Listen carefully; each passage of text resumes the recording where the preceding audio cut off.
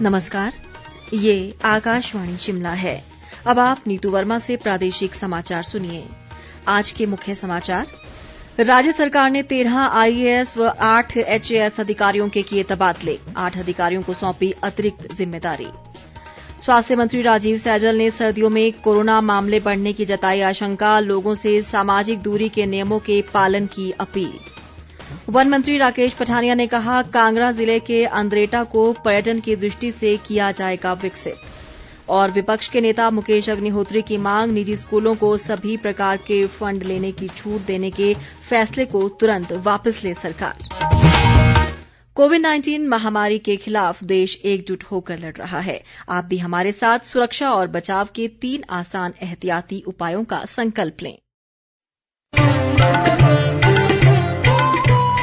कोविड-19 से बचाव और सुरक्षित रहने के 3 उपाय। मास्क लगाएं, 2 गज दूरी है जरूरी, सुरक्षित दूरी रखें, हाथ और मुंह साफ रखें।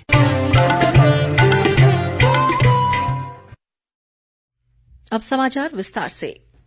प्रदेश सरकार ने बीती रात बड़ा प्रशासनिक फेरबदल करते हुए 16 IAS और 13 HAS अधिकारियों के तबादले व विभागों में फेरबदल किया है। सरकार द्वारा जारी अधिसूचना के अनुसार अतिरिक्त मुख्य सचिव सामाजिक न्याय व अधिकारिता निशा सिंह को कृषि पशुपालन का जिम्मा सौंपा गया है।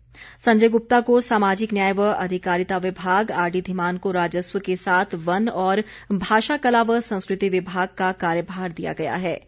कमलेश पंत को पर्यावरण विज्ञान के साथ प्रदूषण नियंत्रण बोर्ड के चेयरमैन का अतिरिक्त कार्यभार दिया है। सचिव आयुर्वेद डॉ अजय शर्मा को प्रिंटिंग व स्टेशनरी, डॉ SS गुलेरिया को सचिव युवा सेवाएं व खेल के साथ मंडलायुक्त कांगड़ा का कार्यभार सौंपा गया है। अमित कश्यप को प्रबंध निदेशक राज्य ऊर्जा निगम के साथ सामान्य उद्योग निगम के प्रबंध निदेशक का अतिरिक्त कार्यभार दिया गया है। संदीप कुमार राज्य पथ परिवहन निगम के प्रबंध निदेशक होंगे। वहीं आशीष कोहली को नगर निगम शिमला का नया आयुक्त बनाया गया है।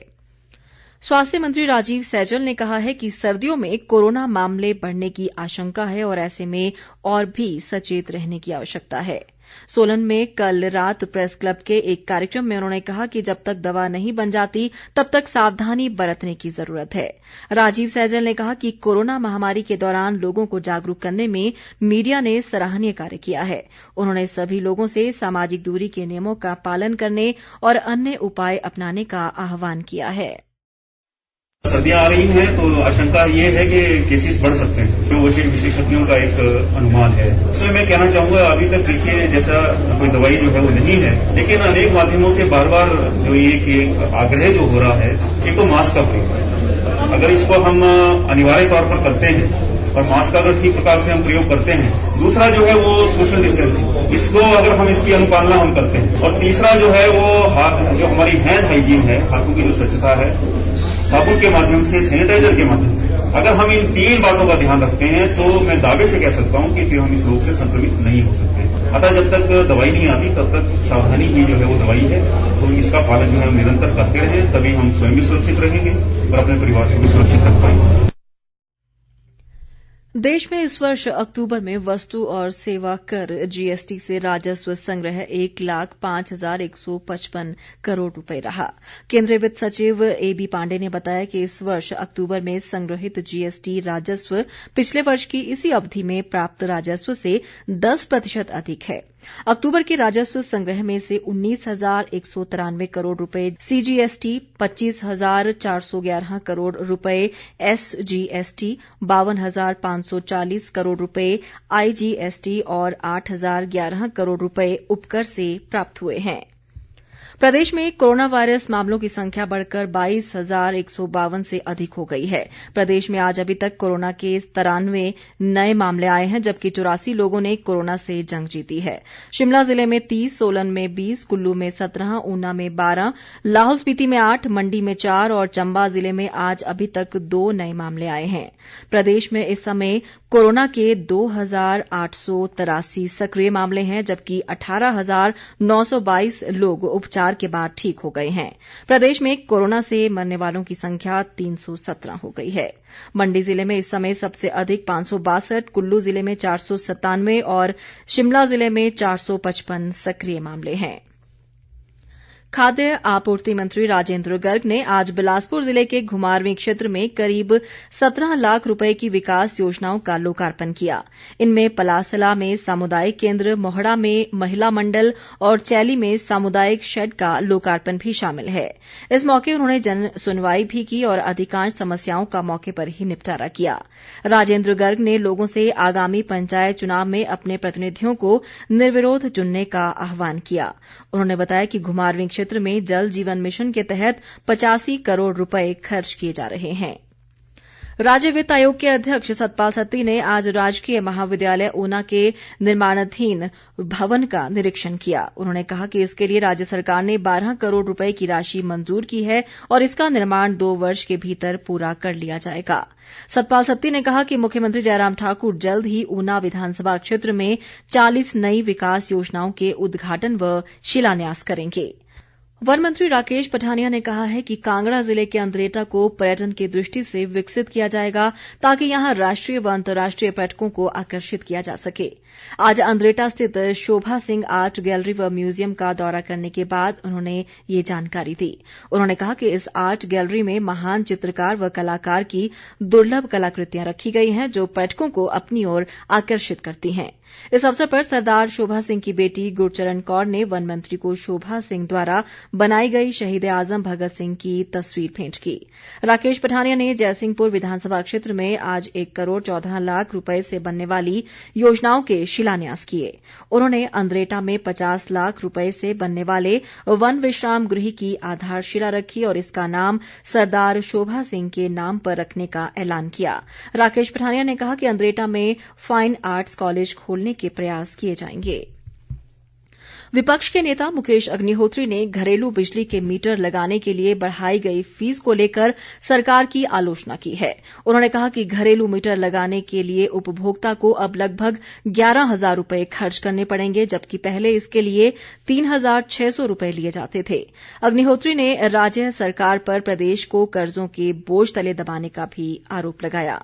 उन्होंने निजी स्कूलों को बच्चों से सभी प्रकार के फंड लेने की छूट देने के फैसले की आलोचना करते हुए इसे जल्द वापस लेने की मांग की है। कांग्रेस नेता व पूर्व मुख्य संसदीय सचिव रोहित ठाकुर ने जुब्बल कोटखाई क्षेत्र में आगजनी से प्रभावित बागवानों को तुरंत मुआवजा देने की सरकार से मांग की है। उन्होंने कहा कि क्षेत्र में पिछले कुछ दिनों से आगजनी के कारण सेब व नाशपाती के हजारों पौधे जलकर तबाह हो गए हैं, जिससे बागवानों को भारी नुकसान पहुंचा है। विशेष रूप से थाना, रोहटान, कठासू, हिमरी और घुंडा जैसे स्थानों पर आगजनी की अनेक घटनाएं हुई हैं। रोहित ठाकुर ने कहा कि कई बागवानों के बागीचे तबाह हो गए हैं। ऐसे में उन्हें फसल बीमा योजना के तहत उचित मुआवजा दिया जाना चाहिए। उन्होंने मनरेगा व बागवानी तकनीकी मिशन जैसी भूमि सुधार योजनाओं के अंतर्गत लाकर सेब बागीचों को प्राथमिकता के आधार पर पुनः स्थापित करने का आग्रह भी किया है। शिक्षा मंत्री गोविंद ठाकुर ने आज मनाली शहर के लिए इंटेलिजेंट ट्रैफिक मैनेजमेंट सिस्टम व ट्रैफिक कंट्रोल रूम का ऑनलाइन उद्घाटन किया। कुल्लू पुलिस ने करीब 25 लाख रुपए की लागत से ये सिस्टम स्थापित किया है। प्रदेश में कुल्लू के बाद अब मनाली में भी ट्रैफिक व्यवस्था को सुचारू बनाए रखने के लिए ये सिस्टम बनाया गया है। कुल्लू के पुलिस अधीक्षक गौरव सिंह ने बताया कि ट्रैफिक नियमों को तोड़ने पर सीसीटीवी कैमरे द्वारा चालान किए जाएंगे और कंट्रोल रूम से चालान बनाकर चालक के पते पर भेजा जाएगा। उन्होंने कहा कि अगले 15 दिनों तक लोगों को इस नए सिस्टम के बारे में जागरूक करने के लिए अभियान चलाया जाएगा।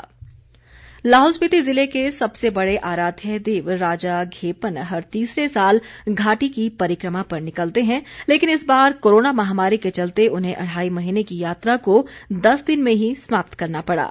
आज आखिरी दिन शाशीन देवस्थल में लोगों को दर्शन देने के बाद वे कल देवालय लौट जाएंगे।